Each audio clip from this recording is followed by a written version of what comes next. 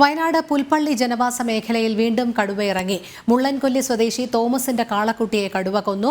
രാവിലെ മുള്ളൻകൊല്ലി പള്ളിയിൽ പ്രാർത്ഥനയ്ക്കായി പോയവരും കടുവയെ കണ്ടു. പ്രദേശത്ത് വനംവകുപ്പ് ജീവനക്കാർ കടുവയ്ക്കായി തിരച്ചിൽ ആരംഭിച്ചു.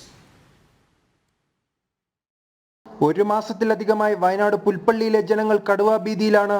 കാൽനട യാത്രക്കാർ, ഇരുചക്ര വാഹന യാത്രികർ, തൊഴിലിടങ്ങളിൽ വിവിധ ജോലികളിൽ ഏർപ്പെട്ടിരിക്കുന്നവർ, കുട്ടികൾ തുടങ്ങിയവർ പ്രത്യേകം ശ്രദ്ധ പാലിക്കണമെന്ന് അറിയിക്കുന്നു. അസ്വാഭാവികമായി എന്തെങ്കിലും സംഭവം ശ്രദ്ധയിൽപ്പെട്ടാൽ. ഇതിനിടയിലാണ് മുള്ളൻകൊല്ലി തോമസിന്റെ മൂരിക്കിടാവിനെ കടുവ കൊന്നത്.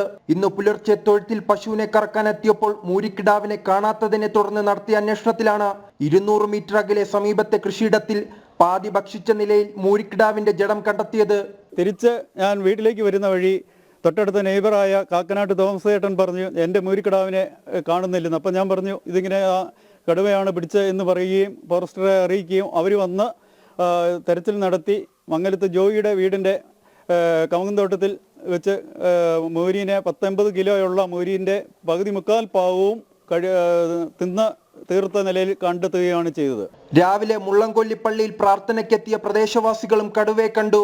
ഞാനും എൻ്റെ കുടുംബവും കാറിൻ്റെ അകത്ത് സഞ്ചരിക്കെ കാറിൻ്റെ മുമ്പിൽ കടുവ വന്ന് നിൽക്കുകയും കാറിൻ്റെ ലൈറ്റ് കണ്ടപ്പോഴേ തന്നെ അത് ഓപ്പോസിറ്റ് സൈഡിലുള്ള മുള്ളുകമ്പീൻ്റെ പൊക്കത്തിൽ കൂടി ജമ്പ് ചെയ്ത് സ്ഥലം വിടുകയാണ് ചെയ്ത്.